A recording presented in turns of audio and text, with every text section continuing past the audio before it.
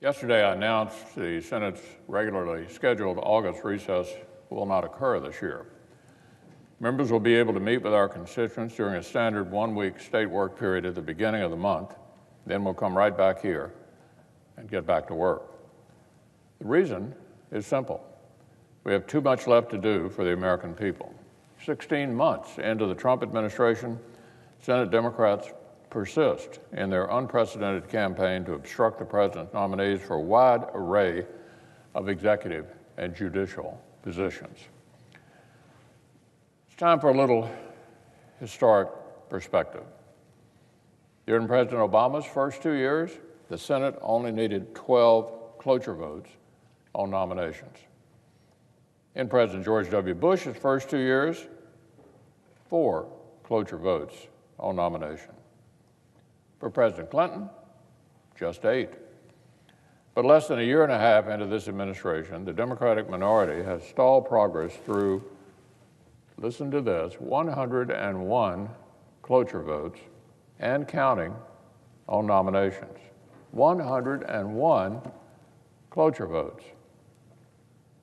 This used to be a rare tool of last resort, only used in a tiny handful of cases.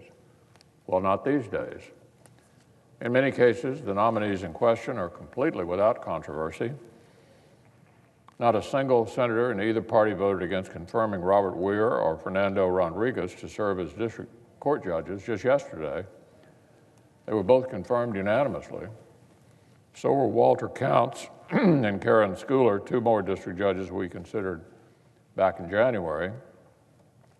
But Senate Democrats forced us to invoke cloture on each of these nominees and then made sure they soaked up Senate floor time, even though literally no senator opposed them. This isn't due diligence. It certainly isn't good government. It's what happens when our friends across the aisle put political slogans about, quote, the resistance, end quote, ahead of the country's needs. Now, we've gotten a great deal done in this Congress. We've bolstered our economy with historic tax reform and regulatory reform.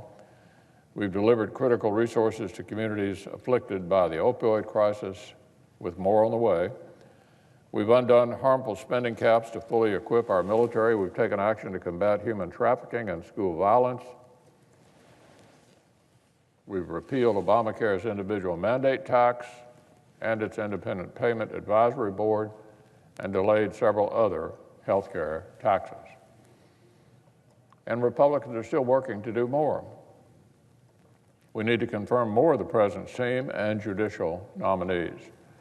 We need to take up regular appropriation bills. We need to tackle legislative priorities like the water infrastructure bill, the farm bill, the defense bill, and many others.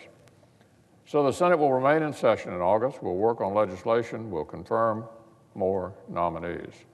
We'll keep delivering on the agenda that's already done so much to make America stronger, safer, and more prosperous.